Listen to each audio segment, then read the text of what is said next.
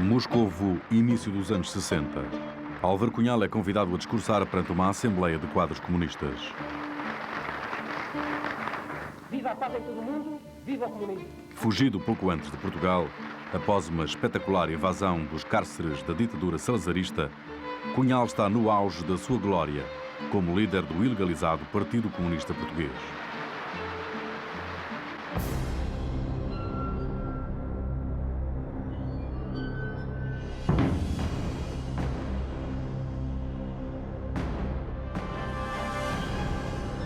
Álvaro Barreirinhas Cunhal nasceu em Coimbra em 10 de novembro de 1913. É o terceiro filho de um jovem casal que vive numa casa pequeno-burguesa na periferia da cidade. A mãe, Mercedes, natural de Coimbra, é doméstica. O pai, Avelino Cunhal, oriundo de uma família remediada de Ceia, é advogado. A imprensa desse dia retrata um país onde reina uma tensa tranquilidade. Preparam-se eleições parciais para o Parlamento e, no Porto, aclama-se a visita de Afonso Costa. O chefe do governo é o político que domina o novo regime republicano, instaurado 3 anos antes. O seu partido vencerá, como é hábito, a campanha eleitoral em curso. A revista Ilustração Portuguesa fala da perseguição oficial aos conspiradores monárquicos que lutam pela restauração. Portugal está dividido por uma profunda clivagem entre o país rural, católico e conservador, que desconfia do progresso, e um forte setor republicano, laico e jacobino, liderado por Afonso Costa, que tenta impor por decreto profundas reformas na concepção do Estado. A linha divisória passa por dentro da casa de Álvaro, que irá descobrir uma mãe ríspida e tradicionalista, fervorosa praticante católica, e um pai tolerante e aberto a ideias progressistas, alma sensível, que nas horas livres escreve e pinta. O pai do Álvaro teve grande influência nele e mais tarde foi exatamente o contrário. O pai sofreu muita influência do Álvaro. A mãe era uma pessoa muito rígida e ele sofreu um bocado com essa situação, mas o Álvaro também tinha muito da mãe e o Álvaro também era um bocadinho teimoso e também fazia, às vezes de brincadeira, coisas para arreliar a mãe. Aos 3 anos de Álvaro, a família instala-se na terra do pai. A criança vive o resto da infância em Ceia. Cresce um miúdo delgado, mas saudável. Assim o descreve um parente de Ceia. Um menino muito franzino, aparentemente sem saúde, mas felizmente depois mostrou exatamente o contrário, não é? Tem uma saúde de ferro. A crise nacional agrava-se com a entrada de Portugal na Primeira Guerra Mundial. Afonso Costa e o presidente Bernardino Machado visitam o corpo expedicionário português em França. Mas é na frente interna que o líder republicano perde a batalha. O major Sidónio Pais encabeça um golpe de Estado em Lisboa em dezembro de 1917 e toma o poder. No novo regime do presidente Sidónio, republicano mas autoritário, Avelino Cunhal chega a ser administrador do Conselho de Ceia. A experiência sidonista termina ao fim de 1 ano com o assassínio do presidente. Mas Avelino Cunhal prossegue a carreira político-administrativa, ascendendo a governador civil da Guarda em 1923. Entretanto, o Álvaro foi batizado na igreja de Nossa Senhora da Assunção, em Ceia, numa cedência do pai às convicções religiosas da mulher. O jovem chega a fazer a primeira comunhão 2 anos depois. Dizem os parentes que já em Ceia, Álvaro se mostrava solidário com os mais necessitados. Já de pequenino mostrava as ideias avançadas que tinha porque ia à casa buscar coisas para dar aos miúdos pobres que brincavam com ele. Mas é quando a família vai viver para a capital, a partir de 1924, que o jovem adquire uma consciência social mais avançada.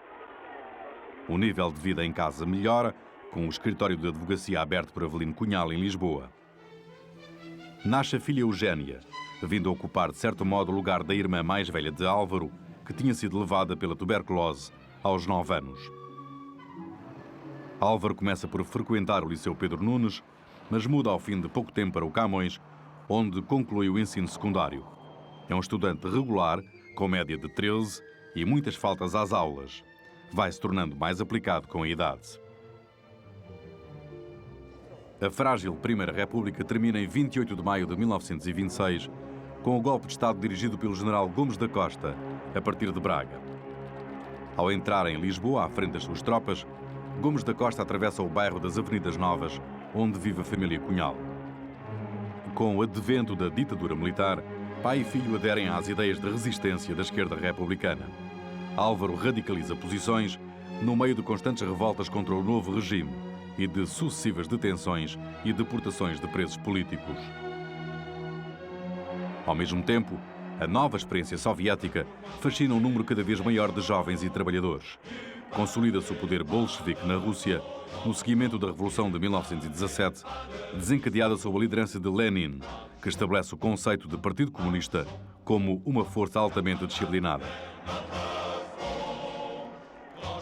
Lenin morre em 1924, no momento em que os bolcheviques ainda consolidam o seu poder em toda a Rússia.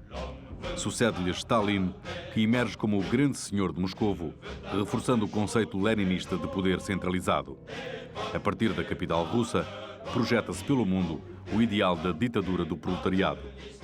Portugal não escapa a essa influência que, ao longo dos anos 20, se torna cada vez mais forte no movimento operário. O Partido Comunista Português é fundado em 1921. Da cidade onde Álvaro nasceu, chega em abril de 1928 António de Oliveira Salazar, um professor universitário encarregado de pôr ordem nas finanças. Acabará logo a seguir por pôr ordem em toda a ditadura.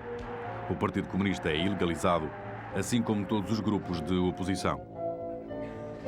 Álvaro possui já uma convicção oposicionista fortemente enraizada quando entra para a Faculdade de Direito de Lisboa, em 1931.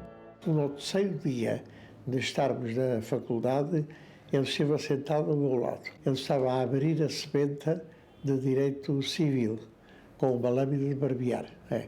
E abria a sebenta página a página. E eu até falei com ele, porque você não abre a sebenta toda de uma vez? E ele disse, porque tem a lombada fraca e desmancha-se. E depois esteve doente, deixou de frequentar o curso e só depois veio a matricular-se o ano a seguir. Cunhal cedo se destaca pelo ativismo político. O meio estudantil está tão dividido como o país quanto à ditadura. Cunhal não hesita em alinhar nos grupos frentistas, animados pelo PCP, onde participam diversas sensibilidades oposicionistas. As pessoas estavam nas organizações académicas que lutavam contra o fascismo e estavam mais ou menos... Quem organizava e dirigia essas coisas já nesse tempo era o Partido Comunista ou a Juventude Comunista. Na faculdade, Cunhal torna-se responsável pelos núcleos da Liga dos Amigos da União Soviética e do Socorro Vermelho Internacional. O Álvaro Cunhal foi apresentado pelo Ludger Pinto Basto e a primeira impressão foi de uma pessoa jovem, mas muito enérgico, muito vivo, com grande poder, com grande inteligência, poder de argumentação. Era um bocado difícil vencê-lo nas discussões. Logo em 1932, Cunhal integra a lista vencedora das eleições para a direção da Associação de Estudantes de Direito. Num ambiente de confrontos de rua, com a polícia e jovens apoiantes da ditadura, Cunhal é eleito 2 anos depois para o Senado Universitário de Lisboa como delegado estudantil. Quando entrei para a faculdade, era uma pessoa mítica. Anos mais tarde, numa autobiografia política escrita para os seus camaradas, Cunhal sugere ter-se ligado ao PCP através da Federação das Juventudes Comunistas Portuguesas, logo ao entrar para a universidade.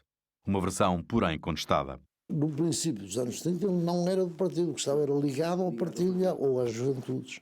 O Cunhal não pode ter aderido à juventude aderido, conforme eles dizem. É que ninguém conhece o Cunhal antes de 34. Eu entrei em 32. Eu e o Cunhal entramos no mesmo ano. Eu não sei quem é que entrou primeiro, mas entramos no mesmo ano. Certo é que, em 1934, ano da sua adesão oficial ao PCP, Cunhal torna-se secretário político do Comitê Regional de Lisboa, das Juventudes Comunistas. O dirigente comunista Júlio Fogaça tem influência nessa ascensão. Confirmo que, efetivamente, o Fogaça foi que apresentou o Cunhal da Juventude Comunista. Cunhal é incumbido de tarefas exteriores à universidade, ficando encarregado de reorganizar as juventudes comunistas nas regiões de Lisboa e do Sado. E desde logo, como membro do partido, mostrou uma grande capacidade de liderança. Cunhal era um tipo que se impôs logo pela sua superioridade, sem dúvida nenhuma. Quer dizer, a personalidade do Cunhal era algo que saltava à vista logo. A sua preparação já no plano marxista, leninista. E depois que era um homem invulgarmente inteligente, quer dizer, na verdade ele aparece ali como uma pessoa especial e rapidamente nos conquistou. Era de tal maneira convincente que nós geralmente aderíamos às opiniões dele. Sem forçar, mas naturalmente, essa autoridade vinha natural. Nós ficámos rapidamente amigos. Não é? Eu tinha para o Cunhal uma enorme consideração e uma enorme admiração. A admiração ainda tem hoje. Cunhal passa as férias de verão com a família na praia de São Pedro de Moel. E se a política está congelada, o seu círculo de amigos, mesmo aí, é de esquerda. Tanto o Álvaro como o meu primeiro marido, que era o Inácio Fiadeiro, gostavam muito do mar.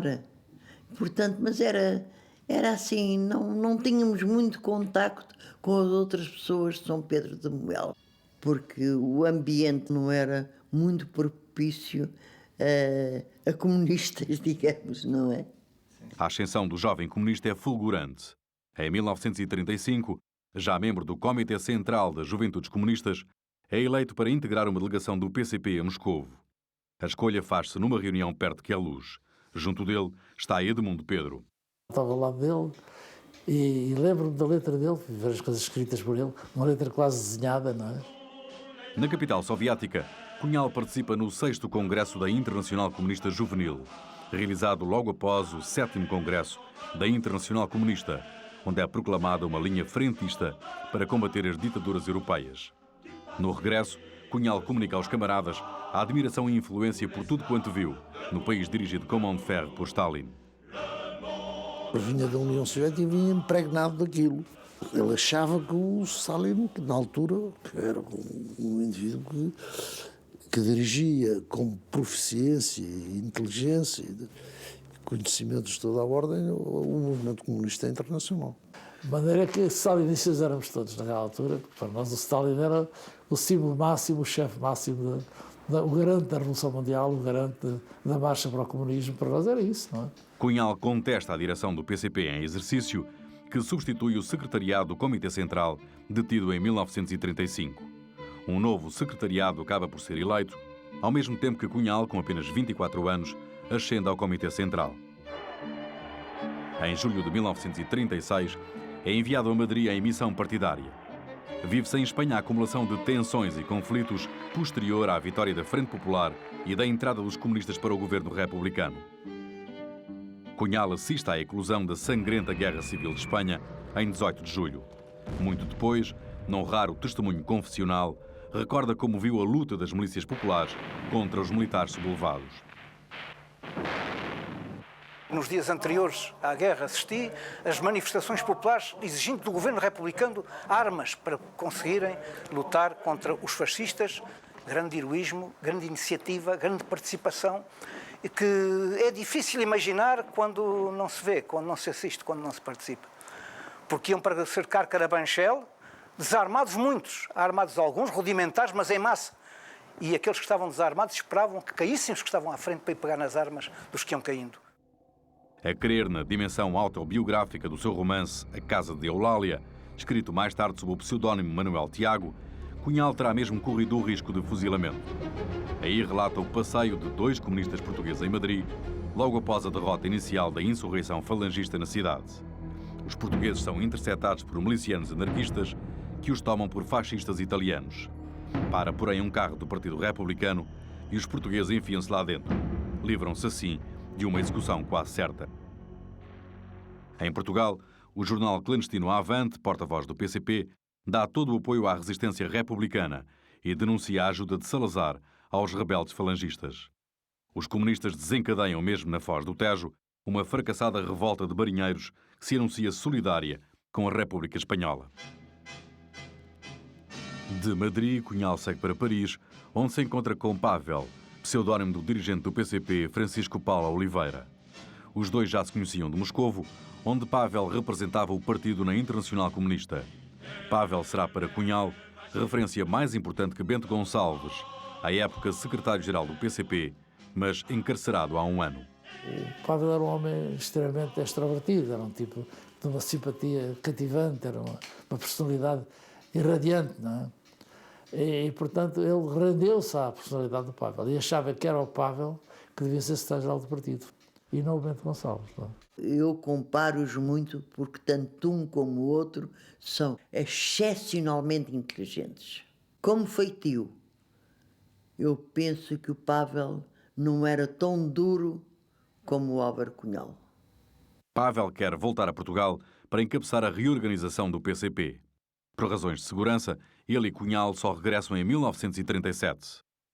Logo em julho desse ano, Cunhal é preso pela primeira vez pela polícia política salazarista, espancado e torturado.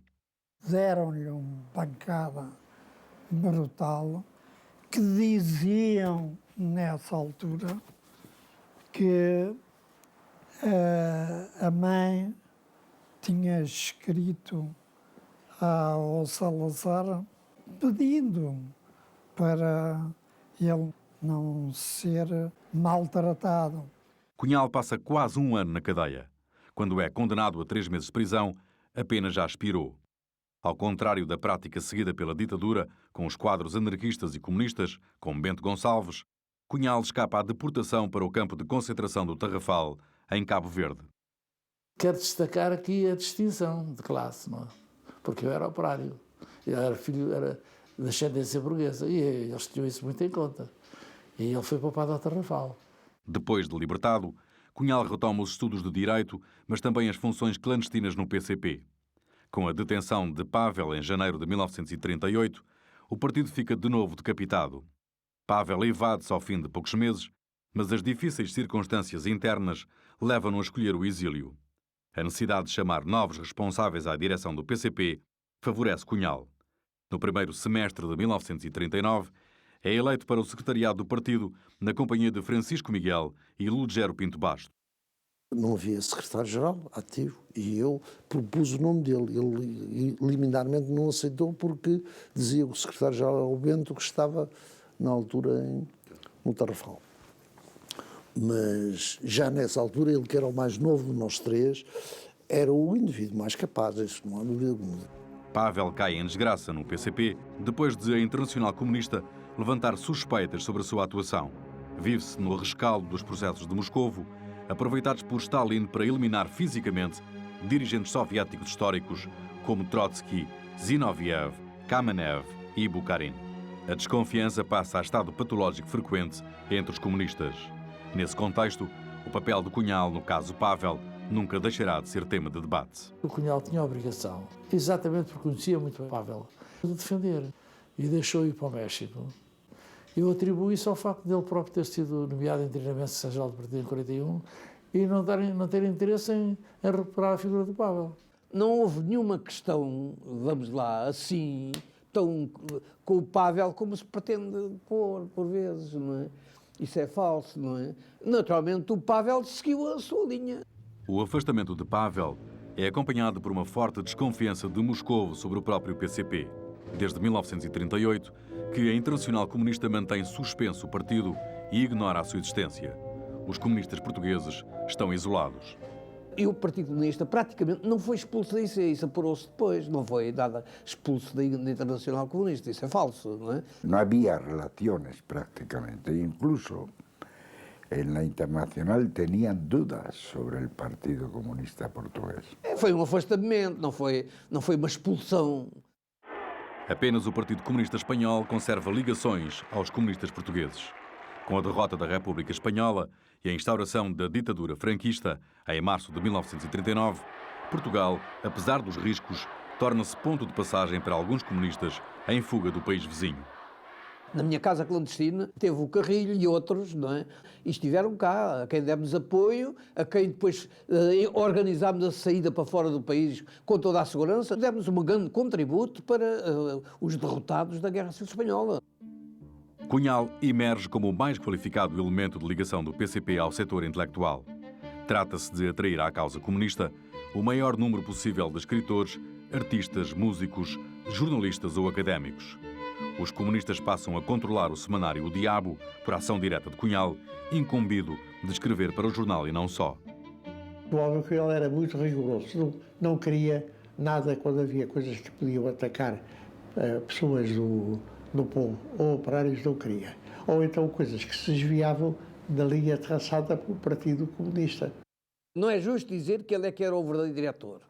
Naturalmente, tínhamos todos, uns num nível, outros no outro, uma certa ação, vamos lá, na orientação do jornal. O PCP usa o Diabo como veículo legal, embora subtil, para divulgar a sua ideologia e o seu programa político. O Álvaro Cunhal frequentava muito a redação, corrigia desvios, o que ele chamava de desvios, da linha que ele entendia. Isto tudo vinha essencialmente por intermédio do Cunhal, visto que o Cunhal, como tinha lá estado já por mais que uma vez, e era uma pessoa da confiança da União Soviética. Escrevia os artigos com o nome, outros com dois pseudónimos que eu agora não recordo. E lia o jornal e depois vinha fazer a crítica. Censurou uma crítica cinematográfica, censurou uma crítica musical. Cunhal foge ao convívio informal cultivado pelos intelectuais. São outros o seu perfil e as suas preocupações. Muito fechado, falava pouco, não convivia com a gente, não convivia. Era uma pessoa, por exemplo, nunca ia a um café, naquela altura todos nós reuníamos em cafés, não é? Nunca o Álvaro Cunhal foi a um café. Depois diziam, porque ele tinha o problema de estar na clandestinidade, mas antes também não ia. Não é? Num quadro de crescente ameaça da Alemanha nazi sobre a Europa, Hitler e Stalin celebram em agosto de 1939 um pacto de não agressão, assinado pelos seus ministros dos negócios estrangeiros, Ribbentrop e Molotov. Quando as tropas de Hitler invadem a Polónia, uma semana mais tarde, dando início à Segunda Guerra Mundial, Stalin não se opõe. O pacto prevê a partilha do território polaco entre Berlim e Moscovo, e o Exército Vermelho apodera-se do seu cunhão. A posição soviética choca muitas consciências antifascistas, mas Cunhal, com o precioso apoio do intelectual comunista Fernando Piteira Santos, não tem dúvidas e encarrega-se de justificar nas páginas de O Diabo a justeza da atitude stalinista. Um artigo que desencadeia polémica. E eu disse, temos que tomar posição perante o pacto germano-russo. A minha ideia é escrevermos um artigo de repúdio desse pacto. E eu tenho aqui o artigo escrito. Isso é muito bom dizer agora, não é? Mas a responsabilidade de aparecer no plano internacional, quando a Revolução Russa e o campo socialista nascente, não é? Que depois se amplia à Europa e à Ásia, da maneira que se ampliou, não é? Era uma referência, enfim, importante no movimento revolucionário internacional e nós íamos tomar uma iniciativa de romper ou de... Não, porque até nem estávamos suficientemente informados de tudo isso. Mas o que falava mais era o Piteira Santos. O Piteira Santos dava a impressão que eles falavam os dois juntos e o Piteira Santos era um bocado porta-voz do Álvaro Cunhal. O Cunhal estava mais silencioso, batia silencioso durante as reuniões e, no fim, em poucas palavras, defendia um bocado a posição. Mas a discussão era quase sempre com o Piteira Santos. Uma grande, grande divisão. Porque uns foram a favor e outros não foram a favor. Eu nunca fui a favor. E nunca compreendi a atitude do Partido Comunista nesse sentido. Eu estava de acordo com o pacto germano-soviético. E ainda estou. A aceitação plena das indicações que vinham da União Soviética. Isso, e era difícil que alguém se rebelasse francamente contra aquilo. Podia pôr umas objeções e tal, mas ninguém se atrevia a ir contra decisões que vinham da União Soviética. Porque é preciso ver que naquela altura havia uma coisa que se considerava para o comunismo vital, era a subsistência da União Soviética. A União Soviética era considerada como uma necessidade, uma garantia de que o comunismo sobrevivia. Veio logo uma justificação stalinista da União Soviética, de maneira que nós, como era costume, aceitámos. Eu nunca gostei daquela história do Pacto Germano-Soviético. Achei aquilo sempre uma coisa esquisita. E acabei por aceitar aquilo porque, de alguma maneira, tive de aceitar. Mesmo quando o exército nazi invade e ocupa a França, Cunhal continua a clamar por neutralidade, pondo ao mesmo nível da balança a Alemanha de um lado e a Inglaterra do outro. Para o PCP, trata-se apenas de uma guerra entre dois poderes imperialistas. A sorte dos milhares de refugiados dos países invadidos, que em Lisboa embarcam para a América, merece a indiferença dos dirigentes comunistas. Devido às posições de Cunhal, o diabo chega a ser acusado de germanófilo, sobretudo depois de os comunistas forçarem o afastamento do seu diretor. Enquanto o meu nome estivesse no cabeçalho, nunca se tomava posições sobre isso. E manteve-se, eles respeitaram isso. O jornal foi um bocado incolor naquela coisa toda, só quando saí eu e veio depois o Campos Lima, é que aquilo mudou. O Campos Lima era afeto 100% ao Álvaro Cunhal. No fundo, foram os comunistas que criaram as situações para o jornal ser suprimido. Declarado desertor e já com cadastro político, Cunhal é forçado a cumprir serviço militar na Companhia Disciplinar do Exército em Penamacor. Escolheu o capote mais comprido que lá havia, quase que o pisava com os pés, só para desprestigiar o Exército. Um bivac, não serviam as orelhas. E outras coisas assim, botas, umas botas grandes que quase cabiam outro pé. Ao fim de 2 meses de resistência passiva, incluindo uma greve de fome, Cunhal é dispensado da tropa por uma junta médica que o considera incapaz de todo o serviço militar. Foi muito sonante cá em Penamacor e tal. É formidável, ele dizia.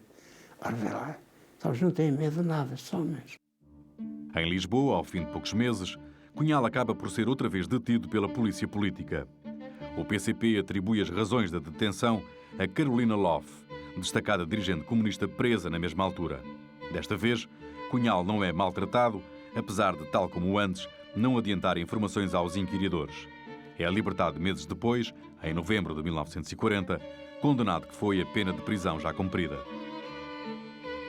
Na cadeia, Cunhal requereu a realização das provas finais da sua licenciatura e foi autorizado a fazê-lo sob detenção na própria Faculdade de Direito. O trabalho que apresenta a exame é uma ousada tese sobre a questão do aborto. Termina o curso com 16 valores.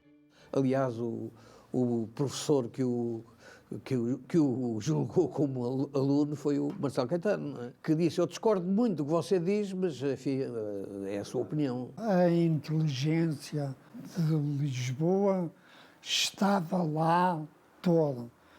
O Manuel Mendes, o Zé Gomes Ferreira e todos. Politicamente muito marcado para exercer a advocacia, Cunhal procura outras fontes de rendimento, como a regência de estudos no Colégio Moderno.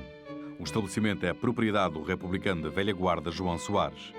Aí, Cunhal conhece Mário Soares, filho do dono do colégio, de quem é professor e que influencia politicamente, contribuindo para a sua filiação no PCP. Ao mesmo tempo, ganha algum dinheiro com a atividade jurídica. Cunhal foi ganhar umas coroas e fazia aqueles sumários para o Jornal do Foro do Abreu Ferral. Ganhava umas lecas por mês, cada sumário que fazia dava uns X. Era desse que ele se ia mantendo. O Partido Comunista estava a atravessar uma época, assim, à volta de 40, 41, uma fase de muitas dificuldades, de grande enfraquecimento. Se devia ao facto de ter havido muitas prisões derivadas principalmente de uma falta de capacidade conspirativa, e os alemães acumulavam vitórias atrás de vitórias. Alguns militantes, há pouco libertados do Tarrafal, como Júlio Fogaça, Militão Ribeiro e Sérgio Vilarigues, trazem da direção política instalada no campo de concentração a missão de reorganizar o partido. O anátema que Moscovo lança sobre o PCP facilita as suspeitas tarrafalistas de que a sua direção está infiltrada pela polícia ao mais alto nível. Havia fortes indícios de ligação policial a tipos da direção do partido nessa altura. Isso era muito mais fácil. Explicar aos militantes do partido o enfraquecimento do partido se devia à provocação interna, a provocação introduzida dentro do partido, traição, melhor dizendo, não é, dentro do partido, do que a falta de cuidados conspirativos. Nem todos eram provocadores, não é? E, portanto, o chamado grupo provocatório, não é? É uma expressão que foi assim generalizada, não é? Mas que não abarcava todos os membros da altura da direção. As duas pessoas mais avisadas nesse sentido como traidores era eu e o Sacavém, Manuel Sacavém, que tínhamos esta característica, nunca tínhamos sido presos. Logo nós éramos os denunciantes, os traidores, os maus da fita. Foi decidido em conversas que tínhamos, assim, vários, não é? O seguinte: esta direção não merece confiança. E então eu e outros camaradas mais responsáveis no plano regional trocávamos impressões, não é? Ou de setores importantes do partido, no sentido seguinte: temos que cortar esta direção. Dentro das organizações do partido que nós controlávamos, começámos a sentir um certo desapego, quer dizer, um afastamento. E percebemos depois que este afastamento era por causa de um motivo de desconfiança. Por exemplo, comigo vinha ter um homem desses da direção. E eu dizia: olha, tudo foge de mim, ninguém quer nada com o partido. E, portanto, olha, tem paciência, não há nada, eles desapareceram, não é? Mas funcionávamos. Tínhamos os organismos todos a funcionar coletivamente, a organização toda a funcionar, mas eles, a informação, o que é que levavam? Olha, daqui ninguém quer contar comigo. E, portanto, a certa altura, esta direção ficou isolada do partido. E eu fiquei sozinho. Mas eu fiquei sozinho com esta ideia de que a minha posição era justa. Se eu me afastasse também, aceitando a ideia de que seria um provocador e que me devia afastar, como eles queriam, podia confirmar a ideia de que eu era realmente um traidor, um provocador. A reorganização obedeceu ao seguinte: a expulsar uma direção toda, cortando pelo som, afastando inclusive camaradas sãos, não é? Honestos, não é? Mas isolando os tipos que havia suspeitas fortíssimas de estarem ligados à polícia, não é? E ao mesmo tempo criando depois outro aparelho dirigente. Apanhado desprevenido pelos acontecimentos, Cunhal não está na linha da frente de qualquer dos grupos em confronto, mas após um período de hesitação, adere aos chamados reorganizadores. Em finais de 1941 passa à clandestinidade. É encarregado de dirigir o trabalho partidário no Norte, uma vasta região que vai da beira litoral a Trás-os-Montes. Com a detenção de Fogaça no verão desse ano, o jovem funcionário ascende ao secretariado do PCP reorganizado. Cedo se destaca como seu principal dirigente. A pouco e pouco foi tomando a liderança do tal movimento reorganizador. Ele naturalmente chegou à chefia do movimento que os outros tinham começado. Cunhal não desarma. Passa a trabalhar na manobra de esvaziamento da velha estrutura partidária, ao mesmo tempo que se ergue o novo aparelho de um novo partido, também chamado PCP. Através de cartas para eles, eu critiquei muito a sua atitude. E era sempre uma resposta ameaçadora. Ou te vais embora, ou te abandonas, ou então ficavam por aqui. Ou então, portanto, quer dizer que havia uma ameaça forte contra mim. A tarefa de Cunhal como reorganizador fica facilitada em 1942, com a prisão tanto dos principais funcionários vindos do Tarrafal como dos dirigentes do PCP tradicional. Os elementos do velho partido nunca apagarão a suspeita sobre a origem da sua captura. Fomos presos por denúncia da parte de elementos de reorganização, que nos conheciam, que sabiam alguma coisa sobre a nossa vida. Com a invasão da União Soviética pela Alemanha, desaparece a neutralidade do partido, que passa a apoiar a causa aliada. A carestia de vida criada em Portugal pelo tempo de guerra permite ao PCP desencadear uma onda de greves. Cunhal chega a instalar-se em plena mancha industrial da margem sul do Tejo e tem um papel decisivo na direção dos movimentos de trabalhadores que se estendem das cinturas fabris das grandes cidades ao Alentejo e que as autoridades reprimem duramente. Em finais de 1943, o secretariado convoca um congresso na clandestinidade. Chama-lhe Terceiro Congresso do PCP, primeiro ilegal. Numa vivenda de Estoril, reúnem-se 17 quadros superiores do partido, o suficiente para Cunhal reclamar doravante a autenticidade da sua organização. É ele que, com o pseudónimo Duarte, apresenta à aprovação os principais documentos. O informe político do Comitê Central estabelece a orientação estratégica a seguir pelo partido. Um relatório sobre a ação movida contra o chamado grupelho provocatório arruma de vez a legitimidade do novo PCP. O conclave reforça a posição de Cunhal como o mais destacado dirigente do secretariado. No ano seguinte, Cunhal encabeça o comitê organizador de uma nova onda de greves em maio e, ao mesmo tempo, tenta restabelecer a ligação do PCP aos comunistas espanhóis. A partir de aí, estou falando do ano 44, sobre todo, finales del 43, establecimos una relación con el Partido Comunista Portugués que nos ayudó mucho y que sirvió de estación de tránsito hacia España. O partido que Cunhal faz renascer em Portugal impressiona os enviados espanhóis. Antes de llegar yo a Lisboa, hubo una huelga general en Lisboa. Y en ese momento yo tuve ocasión de apreciar que el Partido Comunista Portugués tenía una gran influencia política. Lo aprecio no solo por la conversación con Cunhal, sino por contactos que me hablaban de la situación política en Portugal en ese momento y subrayaban la importancia que tenía el partido entonces en Portugal. Os diálogos de Cunhal com Carrilho, que tem acesso direto a Moscovo, são determinantes para o PCP ser de novo aceite pelo movimento comunista internacional. Estuvimos hablando toda la noche. No tengo ya un recuerdo muy vivo de la conversación porque en esa época no se tomaban notas ni se guardaban notas, era la clandestinidad.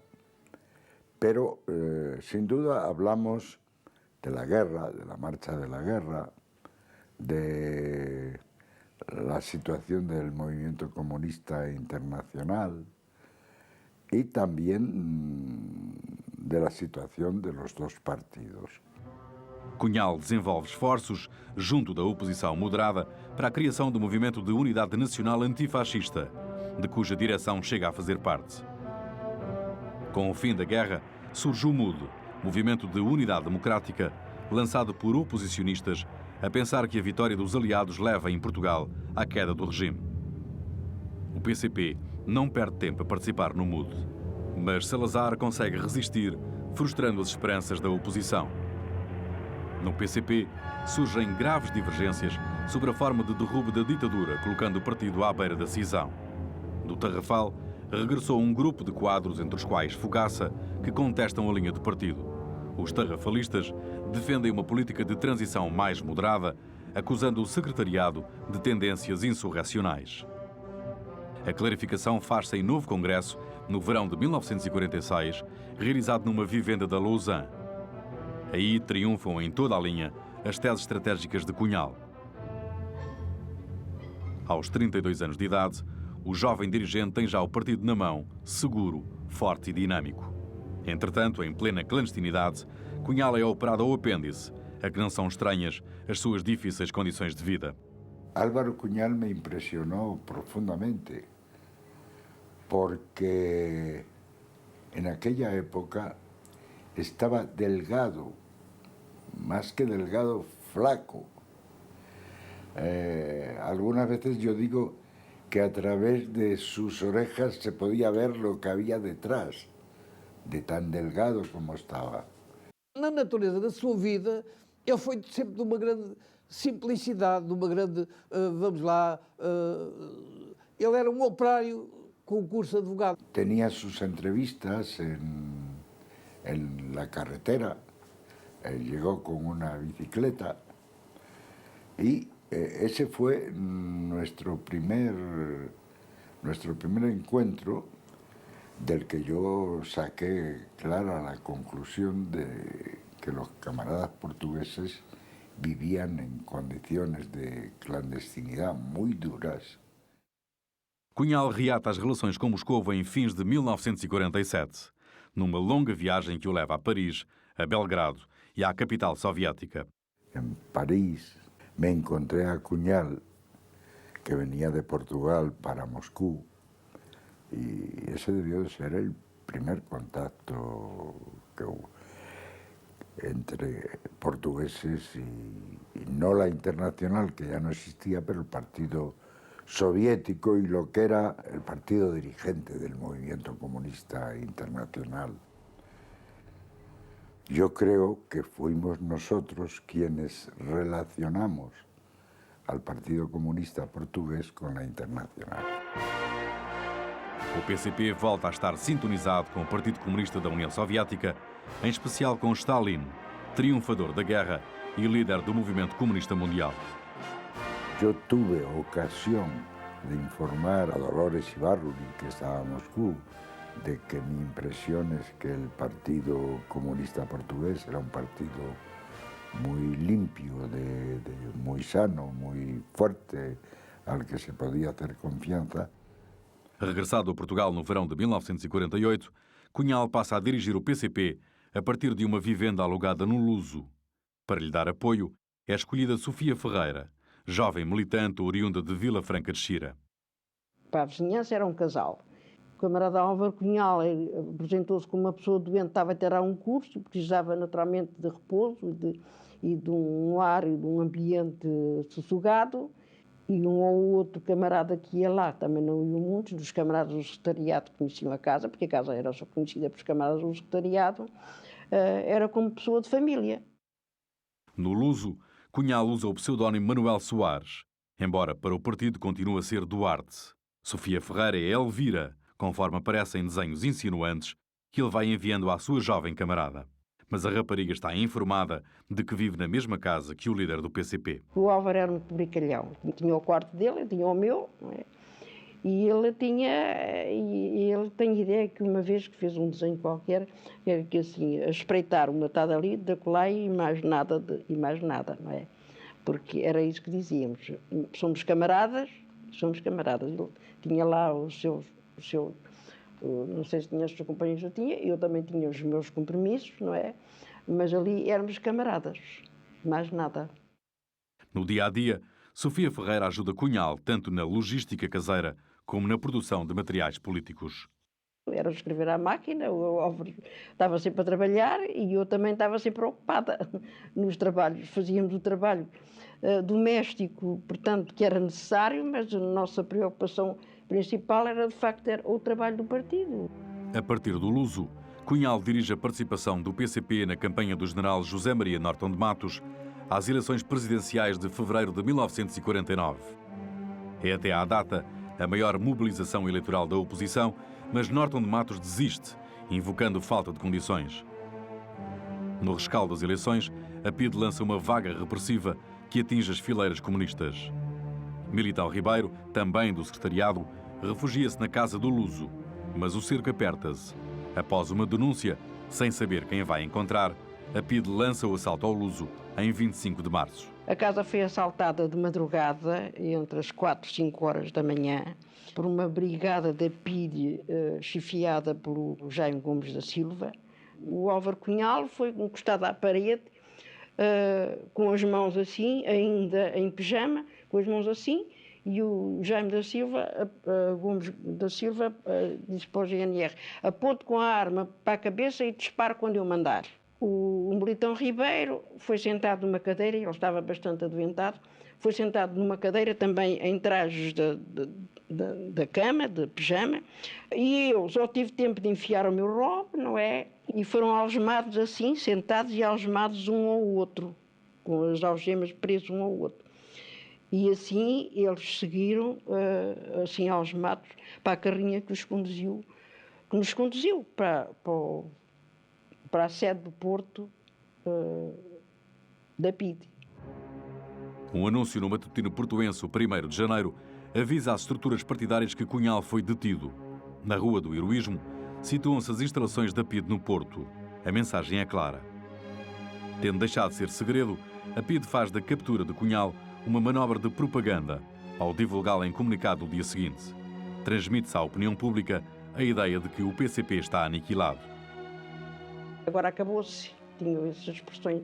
Pronto, foram presos dirigentes, agora o partido está arrumado. Está tudo acabado. A tipografia do Avante acabou-se. O Álvaro Cunhal foi preso, está tudo. E agora vão as casas todas, o partido está arrumado. Portanto, eles procuravam mostrar, na verdade, que era o fim.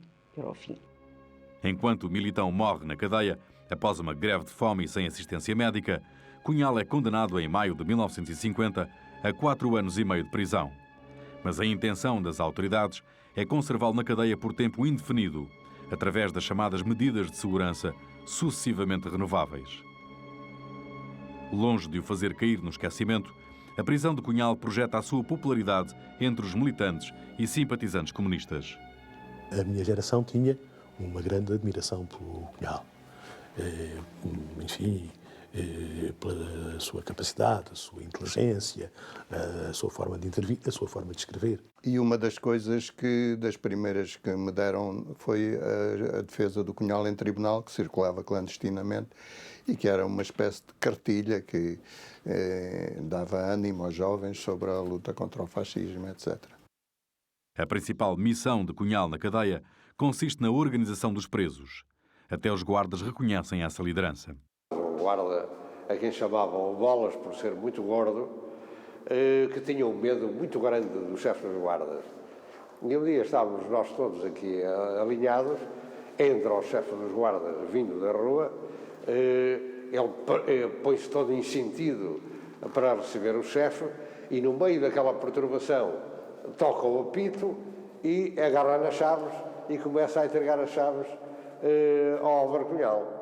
E o chefe dos guardas começa aos gritos dizendo: mas afinal o que é isto? Nas poucas horas em que contactávamos uns com os outros, tínhamos os guardas em cima de nós a querer ouvir tudo o que dizíamos. Havia um passeio de cerca de 1 hora, com os guardas no meio de nós próprios, dizendo: falo mais alto que eu também quero ouvir.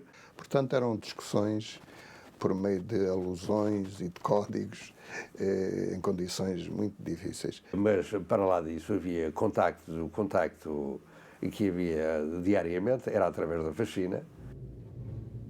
Condenado a uma forma indireta de prisão perpétua, Cunhal começa a trabalhar num plano de evasão de Peniche, articulado com a direção exterior.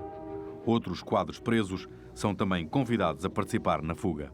Fui informado no recreio pelo Cunhal, portanto deu-me conta do que é que se estava a tratar e, muito resumidamente, e saber a minha disposição, eu disse: ok, pois estou interessado em ir. O que eu soube foi que se fez consulta a todas as pessoas que estavam naquele pavilhão e algumas não foram porque não quiseram. A condição essencial para participar na fuga era, portanto, avançar de novo a clandestinidade e, portanto, prosseguir a mesma forma de luta do passado. E eu nisso disse-lhe não e recusei-me até ao final. Para a concretização da fuga, o PCP compra a cumplicidade de um soldado da GNR da guarnição de Peniche. O contacto é feito pelos quadros do exterior. Entre os participantes da operação, além dos dirigentes comunistas Joaquim Pires Jorge e Otávio Pato, conta-se o ator Rogério Paulo. A articulação é feita por Dias Lourenço. Eu tinha o guarda republicano, O Pires Jorge tinha as casas para os meter quando fugissem e o Pato tinha os carros, os 3 carros, a direção dos 3 carros. E com o secretismo mais rigoroso. Esta fuga, vai lá o Rogério Paulo fazer o sinal decisivo, não é? Vai com o carro, com o seu carro, com 2 relógios, um que eu lhe dei a ele e outro que eu fiquei, que mandei para dentro, pelo guarda republicano, não é? Às 3 horas em ponto, tu estás neste ponto ali em frente à cadeia e levantas 3 vezes o capô do carro. Sem saber para quê. Depois, quando soube o que é que foi, até exigiu o relógio, nós demos-lhe o relógio, ele mereceu o relógio, não é? Cunhal e mais 9 presos, dos quais 5 outros membros do Comitê Central, aprontam a evasão para o início de janeiro de 1960. Com o guarda estava estabelecido, segundo a escala, eles estavam lá um mês, cada ano, dia 9 de janeiro, é que ele estaria ali. E no dia 13 aparece-me ele, com as mãos na cabeça. Amigo, está tudo perdido, está tudo perdido. E eu disse, mas está perdido porquê? É que já não estou lá, no dia 9, eles alteraram a escala. Então, e quando é que está? Estou hoje. Ah, está, então é hoje. E foi hoje. Isto foi de manhã, não é? Eu tive que pôr de pé todo o dispositivo, não é? Mas o sinal decisivo era o do Rogério Paulo, que para dentro significava assim, cá fora está tudo pronto, agora é com vocês. Nós estávamos a jantar, estava tudo um bocado tenso, sabia-se que a fuga ia ocorrer, e na altura começa a ouvir as patadas do guarda republicano lá fora a dar o sinal. A cada patada, o Serrado, que era o guarda que estava aqui de serviço, ficava um bocado nervoso. Entretanto, deixou tudo de comer e a comida ficou praticamente em cima da mesa. Ele viu que ninguém comia, apitou para nós nos levantarmos. Como o regime tinha afrouxado um bocado, foi um erro deles. Em vez de estarmos todos formados no refeitório a comer e andarmos formados ao som de apitos, já estava um pouco mais liberalizado, ia tudo ao molho pelo corredor, só com um guarda connosco. O Carlos Costa veio à frente dele e fez-lhe uma pergunta ao seu guarda. E veio por trás o Guilherme, que era mais alto, e com o lenço cloroforme abafou e foi sendo trazido aqui para o corredor. Ele veio até à cela do Guilherme da Costa Carvalho e ficou lá dentro. Ficou a dormir e depois foi tirar os lençóis das camas e o GNR levou-nos a 1 e 1. Tinham dito ao GNR, para o convencer, que ia tirar da cadeia o Álvaro Cunhal e o Chico Miguel. Não fazia ideia que lhe iam aparecer 10 tipos pela frente, mas ficou um pouco aterrado com aquilo e tinha que levar a 1 e 1 debaixo do capote, enquanto estava a marchar, para o outro colega não ver, mas correu tudo sem problemas. E passadas 2 horas, nós estávamos nas celas e começamos a ouvir o passo da companhia da Guarda Republicana, uns 10 homens. E eles olharam, chegaram ali à entrada e começaram a gritar: ó da Guarda, fugiram os presos, um deles a chorar, não é? Entretanto, a Guarda Republicana começa a disparar metralhadoras para o ar, aquilo parecia um fogo de artifício. O Pires Jorge tinha que os arrumar e o Pato tinha que os organizar o transporte deles, não é? E ele depois só aparecia à meia-noite em casa do Pires Jorge, que era no Estoril. E aparece-me o Pires Jorge assim: então pá, já viste? Aquilo tudo em droga, aquilo tudo em droga, estás a ver, não é? E quando ele estava assim, vejo sair o Álvaro de um quarto e digo: oh meu sacana, tu nunca mais faças uma coisa dessa, ouviste? Cunhal retoma rapidamente o partido em mãos. A sua consagração dá-se em 1961, ao ser por fim eleito secretário-geral, ocupando o lugar deixado vago em 1942 com a morte de Bento Gonçalves no Tarrafal. Logo depois, sai de Portugal por questões de segurança. Em outubro de 1961, instala-se em Moscovo, onde assiste ao 22º Congresso do Partido Comunista da União Soviética. Álvaro Cunhal, генеральный секретарь Коммунистической партии Португалии, герой и мученик салазаровских застенков. E no ano seguinte, discursa numa reunião de agitadores e propagandistas na Casa de Educação Política do Comitê de Moscovo, do Partido Soviético.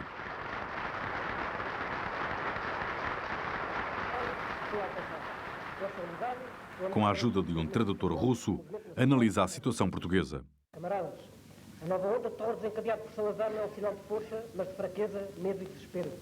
O movimento democrático português e o movimento libertador nas colónias portuguesas desenvolvem-se impetuosamente. A hora aproxima-se em que a ditadura fascista Salazar será derrubada e o sol da liberdade rairá finalmente para o povo português. Товарищи, да здравствует великий советский народ и славная коммунистическая партия Советского Союза. Cunhal é um herói, tanto em Moscovo como nos meios oposicionistas portugueses. Viva o povo português e o Partido Comunista de Portugal. Да здравствует португальский народ и коммунистическая партия Португалии.